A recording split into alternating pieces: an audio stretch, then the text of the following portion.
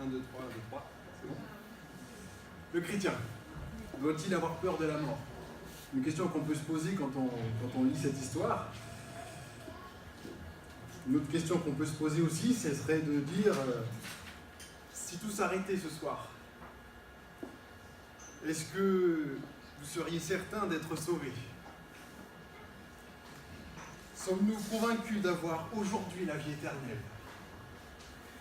Et surtout, qu'est-ce que cela change dans nos vies d'avoir l'assurance du salut? Lazare était avec ses deux sœurs, Marthe et Marie, des amis proches de Jésus. Et voilà qu'il tombe malade, gravement malade. Et il a été pris par la mort, comme beaucoup d'autres. En effet, la mort, tout comme la maladie, se passe des petites politesses. Elle s'invite et s'impose toute seule, sans demander la permission. Et puis vient ensuite le deuil et l'incompréhension des deux sœurs face à cette situation et surtout face à l'absence de Jésus. Une absence mystérieuse. Et puis on envoie quelqu'un dire à Jésus que son ami Lazare est malade, mais Jésus reste encore 2 jours encore avant d'aller le voir. Je voudrais avec vous juste revenir sur les versets 11 à 15 donc, du chapitre 11 de Jean. Parce que Jésus, c'est intéressant sa manière de décrire la situation. Notre ami Lazare s'est endormi, mais je vais aller le réveiller. Donc en fait Jésus, il n'a pas le même regard que nous sur la mort. Pour Jésus, en fait, la mort, il semble que ce soit un sommeil, une sorte d'endormissement. Mais pour nous, c'est parfois un petit peu plus compliqué.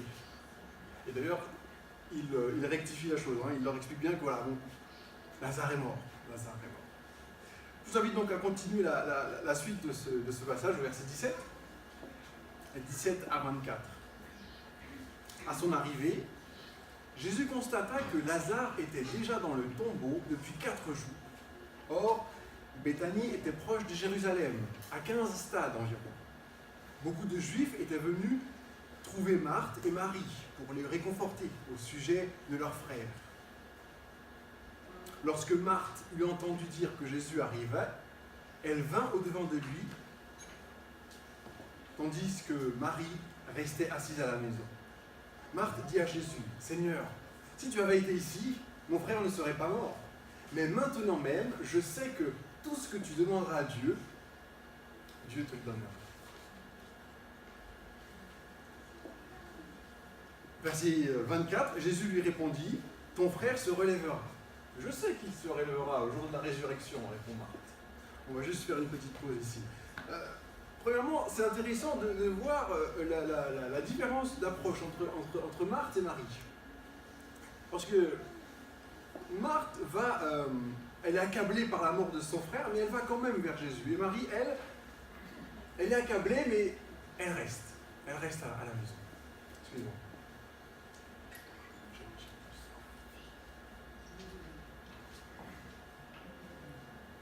Désolé, j'ai bu toute la bouteille, mais là, quand je commence, j'ai encore soif. C'est terrible. Excusez-moi. Donc, différence d'approche. Alors, juste pour qu'on puisse bien comprendre, en fait, Jésus, dans le chapitre 11 de Jean, il est en train de se révéler. Il révèle son identité.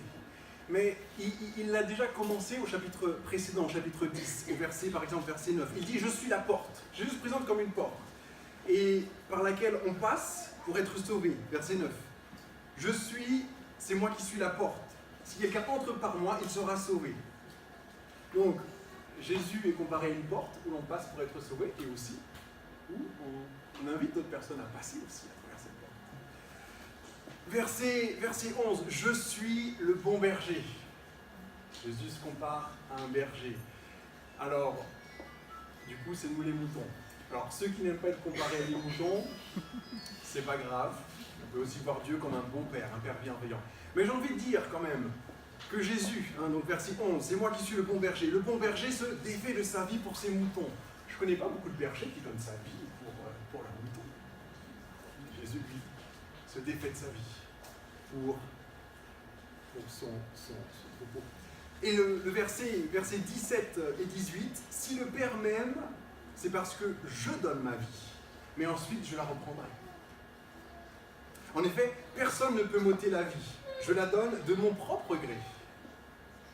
J'ai le pouvoir de la donner et de la reprendre. Tel est l'ordre que j'ai reçu de mon Père. Donc Jésus plante, il se révèle en fait. Il explique qui il est, mais maintenant dans le chapitre 11, là, il va aller plus loin. Il va préciser les choses. Et je crois que là nous entrons dans ce que je crois être le centre du message, au cas du chapitre 11. Donc Marthe, verset 24, lui dit, mais je sais que Lazare va se relever à la résurrection au dernier jour. Ça, je le sais. Et là maintenant, Jésus va plus loin. Verset 25, Jésus lui dit, je suis la résurrection et la vie. Celui qui croit en moi vivra, même s'il meurt. Et toute personne qui vit et croit en moi ne mourra jamais. Crois-tu? Crois-tu cela? Il n'y a pas quelque chose qui vous interpelle dans cette déclaration? Je suis. Je suis. Ça ne vous interpelle pas, cette déclaration, le grand je suis? En Exode, Dieu qui se révèle à Moïse, Dieu qui demande à Moïse d'aller devant le Pharaon, et Moïse lui dit, mais qu'est-ce que je dirais à Pharaon? Quel est le Dieu qui m'envoie? Qu'est-ce que je pourrais dire? Et Dieu se révèle, et il dit, je suis celui qui suis. C'est le grand je suis qui parle ici. Exode 3. Si vous voulez le prendre avec moi, Exode 3, verset 14. Donc, Dieu se révèle. Dieu dévoile son identité. Je suis celui qui suis. Je suis qui je suis. Je suis celui qui est. Yahvé. C'est Yahvé qui parle. Verset 7. Donc, Exode 3, verset 7, 8. J'ai vu la souffrance de mon peuple qui est en Égypte. Et j'ai entendu les cris qu'il pousse devant ses oppresseurs. Oui, je connais ses douleurs. Je suis descendu pour le délivrer. Il y a quelque chose qu'on connaît là-dedans. Le Dieu qui descend. C'est le même Dieu. Jésus, donc, est en train de se révéler. Et c'est Christ qui était sur ce mont, sur le mont Sinaï, qui s'est révélé à Moïse. Juste une petite précision. Parce que Dieu voit, j'ai vu la souffrance, j'ai entendu, et je connais. Et je suis descendu. Je connais. C'est intéressant parce que, voyez-vous, dans Genèse 4, verset 1, vous pouvez regarder de quoi ça parle, c'est intéressant. C'est Adam qui connut Ève. C'est le même mot qui est utilisé. Je ne vais pas faire de dessin. Adam connut Ève, et puis la suite de l'histoire nous enseigne que bon, ils ont eu beaucoup d'enfants. Donc, c'est le même mot qui est utilisé en fait ici. Donc, connaître dans tout ce que ça implique, dans quelque chose de profond en fait. Eh bien, c'est le même mot qui est utilisé ici quand Dieu dit « Je connais ses douleurs, je suis descendu pour le délivrer ». Donc, c'est un Dieu qui, en fait, est proche de ce que l'on vit. Je suis la résurrection et la vie. Comment Jésus peut-il dire qu'il est la résurrection et la vie? Sur quoi base-t-il cette déclaration? Et j'aimerais, avec vous, que nous puissions aller en profondeur pour peut-être mieux comprendre cette déclaration, parce qu'elle est pleine de sens. La mort du Christ sur la croix a vaincu le virus du péché. Sa mort et sa résurrection ont vaincu le principe du péché. C'est-à-dire que le péché a été vaincu à sa racine. On peut lire dans Romains 6, que je vous invite à prendre aussi avec moi, Romains 6, verset 23, le salaire du péché. Le salaire que verse le péché, c'est la mort. Mais le don de la grâce de Dieu, c'est la vie éternelle dans l'union avec Jésus-Christ. En fait, lorsque nous mourrons, nous subissons la mort biologique, la mort classique. Mais ce n'est pas de cette mort-là que le Christ est mort. Le Christ est mort de ce que la Bible appelle de la seconde mort. Alors déjà que le sujet n'était pas simple, maintenant en plus c'est une seconde mort. Bon, nous allons expliciter. le salaire du péché, c'est-à-dire la finalité du péché, c'est la mort. C'est-à-dire la seconde mort dans le sens, la séparation définitive avec Dieu. C'est de cette mort-là que le Christ est mort. C'est de cette mort-là aussi qu'il nous a délivrés. On va y aller progressivement. Donc, en fait, le Christ, sur la croix, a connu la dette, a connu la mort qui paye la dette du péché, le salaire. Et c'est de cette mort-là qu'il nous a délivrés. La mort qui aurait dû nous séparer de Dieu, définitivement.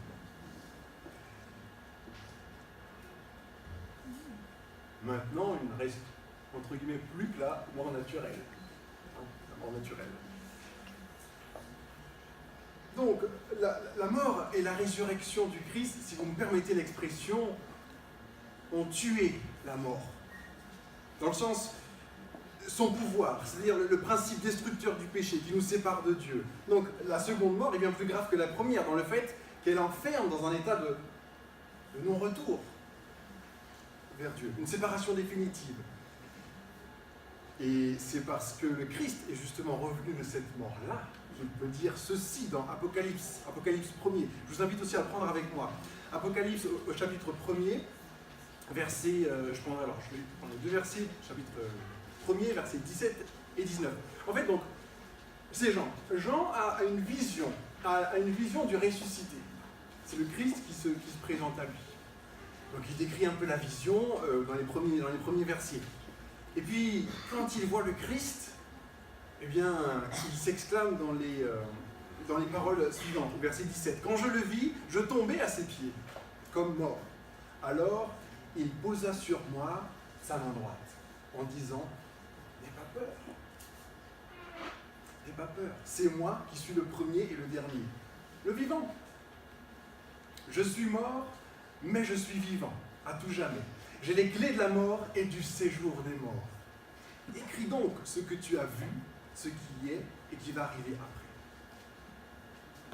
C'est moi qui suis le premier et le dernier. » C'est différent de dire « j'ai été et j'étais ». Est-ce que je pourrais acheter un Je suis désolé vraiment de ce matin. C'est différent de dire « j'ai été et j'étais ».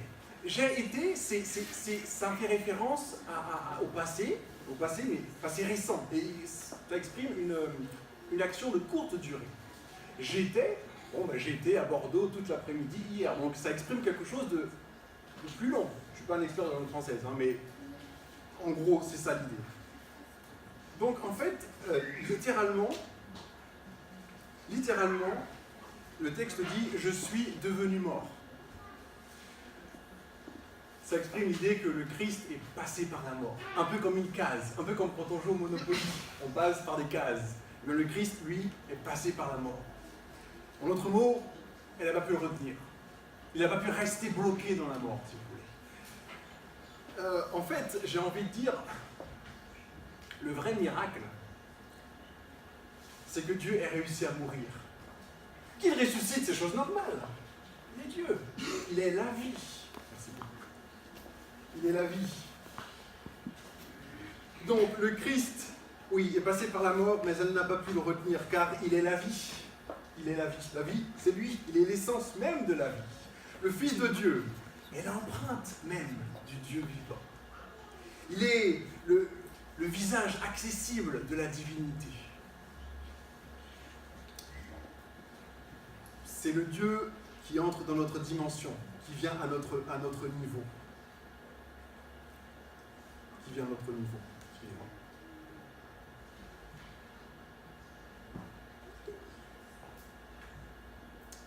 Le Dieu qui entre dans notre dimension.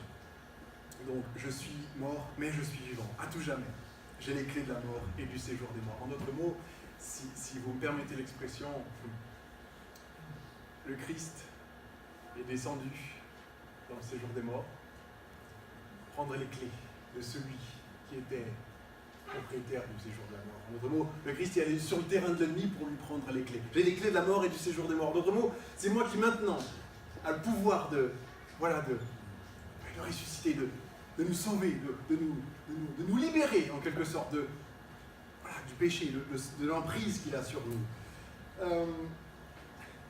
La religion du Christ, au final, s'articule autour du fait que pour la première fois, la mort a été vaincue.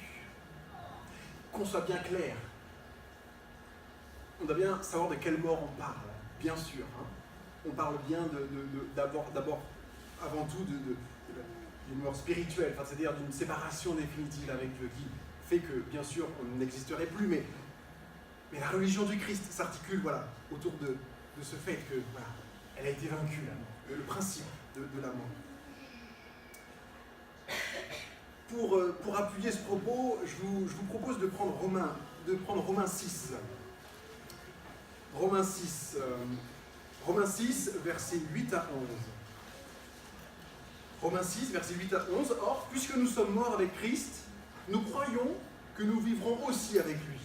Car nous savons que Christ ressuscité ne meurt plus. La mort n'a plus de pouvoir sur lui. Il est mort et c'est pour le péché qu'il est mort, une fois pour toutes. Mais maintenant, il est vivant et il vit pour Dieu. Ainsi, vous aussi, considérez-vous comme mort pour le péché et comme vivant. Vivant pour Dieu dans l'union avec Jésus-Christ. Ce texte mérite quand même quelques explications. Parce que pour Paul, quand il dit « puisque nous sommes morts avec Christ », il fait référence au baptême. Parce que pour Paul, lors du baptême, il y a une mort et une résurrection spirituelle. Je suis plongé dans l'eau, je meurs. Et je remonte de l'eau, je ressuscite. Donc pour Paul, c'est ça en fait. Il parle de l'expérience du baptême. Donc tous ceux qui ont accepté Jésus-Christ comme leur Seigneur et leur Sauveur personnel, et qui sont passés par les eaux du baptême, eh bien, sont morts avec le Christ, spirituellement. Donc, puisque nous sommes morts avec Christ, à travers le baptême, nous croyons que nous vivrons aussi avec lui. Christ ressuscité ne meurt plus, la mort n'a plus de pouvoir sur lui. Donc, en d'autres mots, ce n'est pas à la résurrection seulement que l'on vit pour Dieu, mais déjà dans cette vie présente. En d'autres mots, ceux qui ressuscitent vivent et vivront pour et par le Christ. Par le Christ. Pour ceux qui l'ont accepté, la vie avant et après la résurrection, ou le retour de Christ, n'est qu'en lui. Considérez-vous. D'autres mots, estimez-vous mort pour le péché et vivant en Dieu. Avant, j'étais esclave du péché. J'arrivais pas à me défaire du péché. Mais en Jésus-Christ, je suis libéré de cette emprise, de cette domination, si vous voulez, du péché. Alors bien sûr que ça peut m'arriver de pécher, bien sûr que ça peut m'arriver de trébucher ou d'avoir un petit problème, mais je suis plus esclave. Et c'est ce que Paul est en train de dire. Vous avez été libérés de l'emprise du péché. Le Christ, par sa mort et sa résurrection, par ce qu'il a fait, a rendu accessible le salut et surtout nous a libérés de l'emprise. Paul parle de l'esclavage du péché. Esclavage. Plus esclave. Après, si moi je décide de redevenir esclave, ça c'est un problème personnel. Vous voyez ? Par contre, le Christ, lui, m'a libéré. Donc, Christ ressuscité, il ouvre la voie à l'Église, il ouvre la voie de la résurrection à l'Église. Celui qui croit en moi vivra, même s'il devrait mourir. Revenons donc dans notre texte de Jean 11. Jean 11, verset 25. Ce verset, je crois aussi, mérite quelques explications parce que Jésus parle de deux choses un peu distinctes mais qui se rejoignent. Celui qui met sa foi en moi vivra, même s'il meurt. Et quiconque vit et met sa foi en moi ne mourra jamais. Crois-tu cela ? Ici, il y a peut-être deux voies de compréhension. En fait, ce passage fait référence à la transfiguration. La transfiguration. Jésus se tient devant ses disciples, il porte la gloire de Dieu, et puis il y a qui à ses côtés ? Il y a Élie et Moïse, n'est-ce pas ? Et c'est un petit peu, si vous voulez, un rappel, enfin une sorte une image qui rappelle que, par exemple, Moïse, lui, est mort, Dieu l'a ressuscité et il est monté au ciel. Ça fait référence aux croyants qui meurent dans le Seigneur et qui ressuscitent au retour du Christ. Et Élie, il n'est pas mort, il a été transformé. Il a été transformé puis il est monté au ciel. Donc, c'est la deuxième catégorie, entre guillemets, de personnes qui, pareil, croient en Jésus-Christ, l'ont accepté, attendent son retour et vivent son retour. Ils ne passent pas par la mort, mais vont au ciel. Bonne nouvelle! On va peut-être pas mourir, les amis. On va peut-être pas mourir. Donc, intéressant cette comparaison. Et d'une autre manière, c'est intéressant aussi parce que, en fait, lorsque le Christ dit « Celui qui met sa foi en moi, même s'il meurt, vivra », bah, bien sûr, même si je meurs, bah, en Christ, je suis ressuscité. Nous sommes des ressuscités spirituels, certes, mais nous sommes des ressuscités. C'est-à-dire, entre mots, la mort n'a plus de pouvoir sur nous. Ceux qui ont en tout cas accepté Jésus-Christ comme leur Seigneur et Sauveur, bien sûr, hein, mais c'est une réalité. Réalité spirituelle, certes, mais c'est une réalité.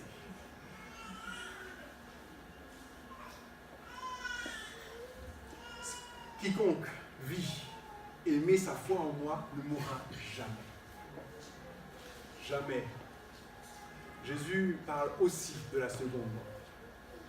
C'est-à-dire, celui qui croit en moi, celui qui place sa confiance en moi, jamais ne connaîtra la seconde mort. Jamais ne connaîtra la séparation définitive d'avec Dieu. Non, parce qu'il est, réconcilié. Il est réconcilié avec Dieu. Il est réconcilié. Il est réconcilié. Donc, ces révélations, sont là pour nous encourager à garder le cap sur l'avenir que Dieu a préparé.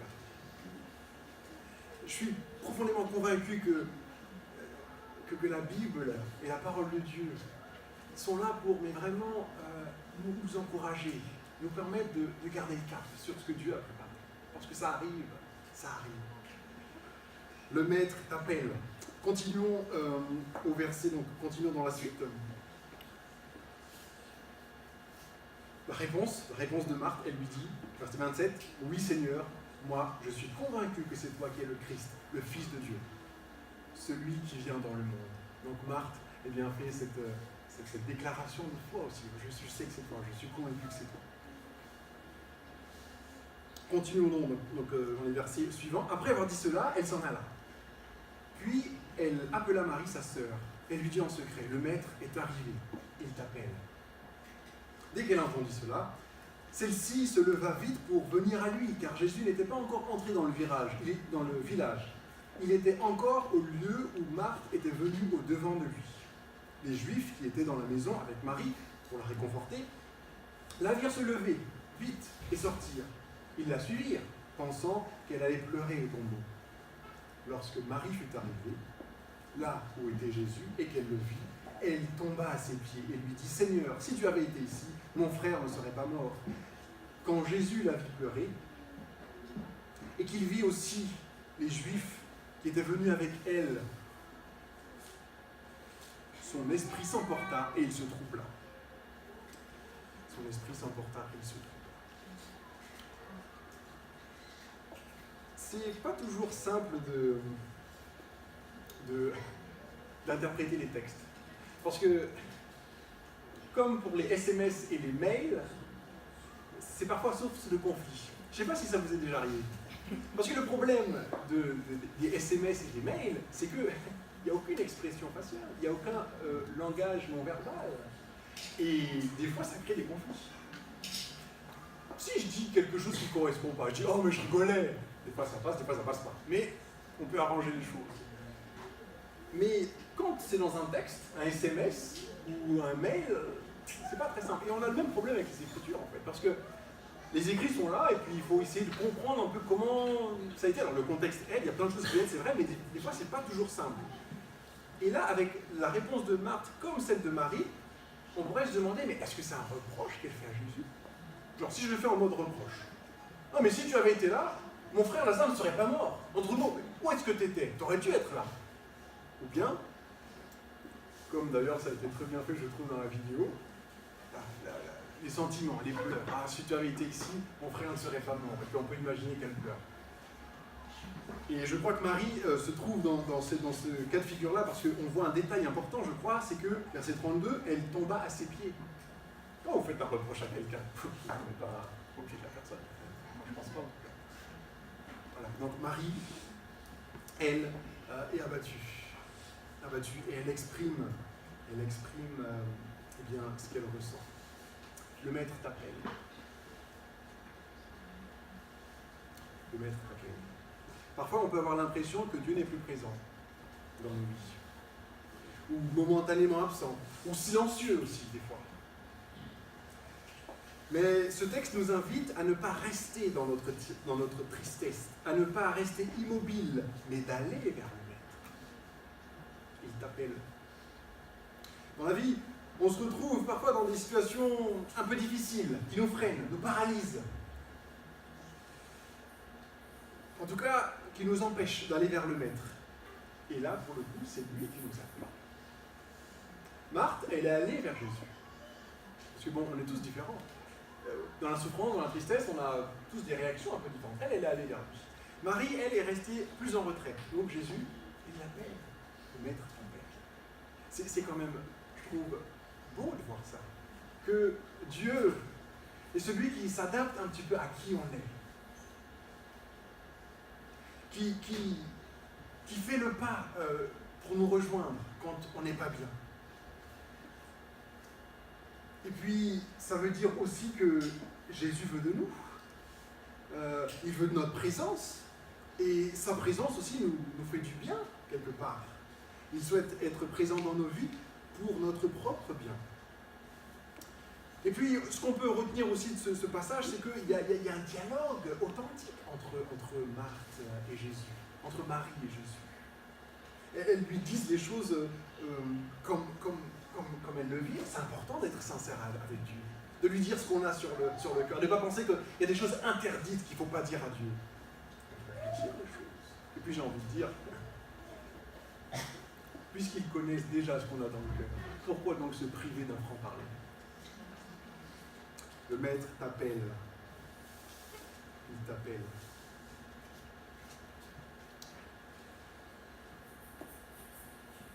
On ne devrait jamais avoir peur de tout dire à Dieu, sous prétexte que c'est mal ou inconvenant. Ce qui serait inconvenant, ce serait plutôt de ne pas tout lui dire, de garder certaines choses pour nous, au lieu de les lui livrer, afin d'être consolé, d'être guéri.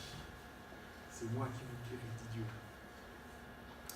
En tout cas, peu importe la réaction qu'on peut avoir, on voit que le Christ accueille.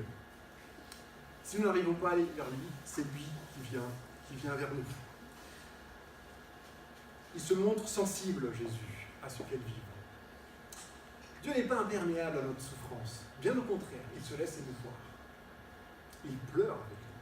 C'est le Dieu qui nous accompagne dans notre souffrance. Le Dieu fait homme se rend participant à notre nature, à la nature humaine, avec tout ce que cela comporte, notamment la tristesse devant la mort. Des fois on dit, ah mais il savait qu'il allait relever Lazare. Ah oui, mais non. C'est pas parce qu'il savait qu'il n'est pas triste. C'est pas parce qu'il savait ce qu'il allait faire qu'il n'était pas triste de voir Marthe, Marie et tous ceux qui les accompagnaient dans la tristesse. Le Christ est touché par la tristesse de l'autre, de ce que l'autre vit. Verset 33. Donc, en fait, on voit au verset 33 que son esprit s'emporta et il se troubla. Je ne sais pas ce que vous avez dans vos versions, mais il y a deux termes. Donc, son esprit s'emporta et il se troubla. En d'autres mots, bouleversé et troublé. Ça dépend des versions, je ne sais pas ce que vous avez. Son esprit s'emporta et il se troubla. Il fut profondément ému et troublé. Il frémit en son esprit et se troubla. Donc, le Christ semble être particulièrement touché par ce qui se passe ici. Le terme grec signifie être très agité, c'est-à-dire remuer de l'intérieur. Il y a d'autres textes qui disent, vous savez, il fut ému de compassion. Oh, le Dieu qui ressent les choses, le Dieu qui me rejoint dans ce que je vis. Dans d'autres versions, j'ai indigné. Indigné. Dans l'indignation, il y a de la colère. C'est presque un scandale. Il semble que pour Jésus, la mort est un scandale. J'ai envie de dire, pas étonnant, il est le créateur de tout ce qui vit. Lui qui est la vie. La mort devient donc un scandale. Oui, la mort pour Dieu est une aberration. C'est un contresens. Cela va à l'encontre de ce qu'il est. La mort est à l'opposé de la vie. Pas étonnant donc qu'il soit scandalisé. Mais pas seulement. Il est aussi touché par la souffrance de ceux qui l'entourent. Par la souffrance de ceux qui l'entourent. Arrivez-vous à sentir dans ce texte toute l'empathie démesurée de Dieu? C'est ce qu'il ressent pour nous. Il est triste et souffre devant la tristesse des hommes, devant notre propre tristesse collective, mais aussi individuelle. Celui qui vous touche à la prunelle de mes yeux, de mon œil. Donc, en fait, ça nous présente un Dieu qui est bien plus proche que ce qu'on peut même ressentir. Comme si on était lié connecté à Dieu par des liens invisibles, et que si je souffre, eh bien lui aussi souffre au même moment. C'est un peu ça l'idée du texte. Un Dieu qui est tellement plus proche. Et ça, on ne peut pas le contredire. Personne ne peut contredire ça. Parce que Dieu, en s'incarnant, en devenant chair, en devenant homme, mais là c'est du concret. C'est pas du spirituel, c'est quelque chose de très concret. Donc Dieu, oui, Dieu est vraiment participant de ce que l'on vit, et plus particulièrement de notre souffrance. Versets 36 et 37. Jésus fondit en larmes. Jésus pleure. Les Juifs disaient donc, ah, c'était vraiment son ami. Mais quelques-uns d'entre eux dirent, lui qui a ouvert les yeux de l'aveugle, ne pouvait-il pas aussi faire en sorte que cet homme ne meure pas? Je ne vais pas beaucoup m'étendre là-dessus parce que, vous savez, ceux qui veulent comprendre, comprennent. Ceux qui ne veulent pas comprendre, ne comprennent pas. C'est tellement facile de critiquer. Ah, mais il a fait tellement de miracles, il ne pouvait pas faire un petit truc, une petite potion, je ne sais pas, un truc vite fait. Mais non, mais ils sont à côté de la plaque, ils sont à côté de ce que le Christ essaye de faire. Ils sont dans le mauvais état d'esprit, j'ai envie de dire.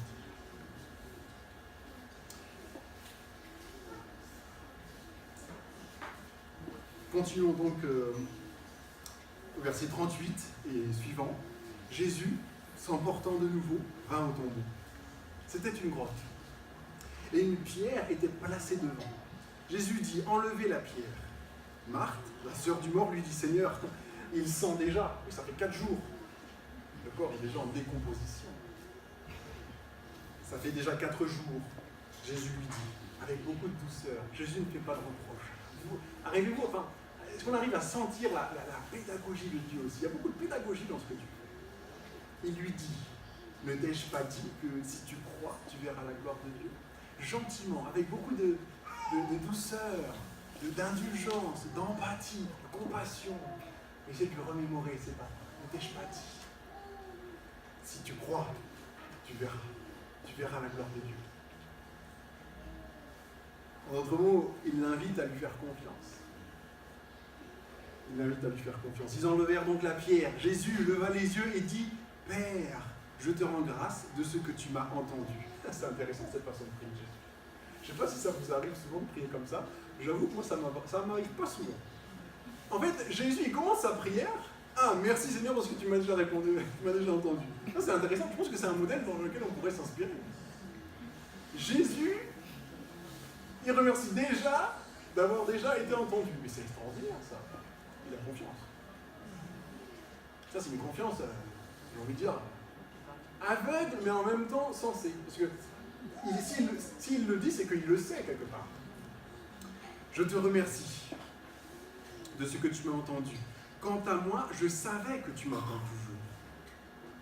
Mais j'ai parlé à cause de la foule qui se tient ici, pour qu'ils croient que c'est toi qui m'as envoyé. Après avoir dit cela, il cria, Lazare, sors! Et le mort sortit, les pieds et les mains liés de bandelettes et le visage enveloppé d'un linge. Il leur dit, déliez-le et laissez-le aller. C'est très intéressant cette façon d'opérer de Jésus, parce que, en fait, j'ai parlé à cause de la foule qui se tient ici, pour qu'ils croient. Jésus, tous les miracles qu'il a fait, c'est pour les autres. Les miracles qu'il a opérés, ça a toujours été pour glorifier Dieu. Je ne sais pas si vous vous souvenez de la citation qu'il y avait la samedi dernier, c'est qu'il disait que en fait, quand le Christ a fait des miracles, il les faisait uniquement si ça servait à faire naître la foi, à faire grandir la foi, afin qu'il croie. Pas pour se glorifier, pour glorifier Dieu. Pour glorifier Dieu. Alors, Lazare, résurrection ou réanimation? Si vous me permettez l'expression. J'ai tendance à dire que Lazare, alors il a été ressuscité, il n'y a pas de problème, soyez rassurés. Mais j'ai tendance à dire que, en fait, Lazare, ça a été une sorte de grosse réanimation que j'ai dit. Pourquoi je dis ça? Parce que, voyez-vous, le Christ est mort une fois pour toutes. Et maintenant, il est vivant. Et il vit éternellement, n'est-ce pas? C'est ce que nous avons lu dans Romains. Donc, en gros mots, la mort n'a plus de pouvoir sur lui. Mais Lazare, d'ailleurs, comme les autres résurrections qu'il y a eu dans l'Ancien Testament par Élie, Élisée, etc., il est mort, il a été ressuscité, mais il est mort de nouveau. Il est remort. C'est pas ça la résurrection. La résurrection du Christ, elle est éternelle. Le Christ est vivant et c'est pour toujours qu'il est vivant. Et pourquoi ça nous concerne? Parce que nous, croyants, nous bénéficierons, entre guillemets, enfin si, ça c'est le cas, de la même résurrection. Ce qui ressuscite, c'est pour l'éternité. La résurrection implique la vie éternelle. Jésus a fait ce miracle pour faire naître la foi aux personnes qui étaient là. Pour que Lazare puisse aussi témoigner et dire, mais oui, mais il est vraiment la résurrection et la vie. Regardez, j'étais mort et je suis là. Seul Christ peut dire, je suis la résurrection et la vie. J'ai les clés de la mort et du séjour des morts. Crois-tu cela? Ça, c'est une question personnelle qui nous est posée ce matin. Crois-tu cela? Et si tu y crois, qu'est-ce que ça change dans ta vie? Quel est l'impact de cette croyance? Plus qu'une croyance, cette conviction dans nos vies. Crois-tu? Ceux qui peut-être n'ont pas encore accepté le Christ comme leur Seigneur et Sauveur, j'ai envie de leur dire, pensez-y. Pensez-y. Réfléchissez-y. Je suis la résurrection, la vie. La vie, c'est moi. La résurrection, c'est moi.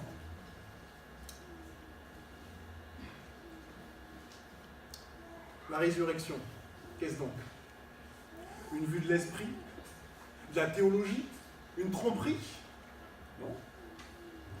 Autant la mort est une réalité bien palpable, autant la résurrection est bien réelle, même si pour le moment, nous n'en voyons pas encore les effets.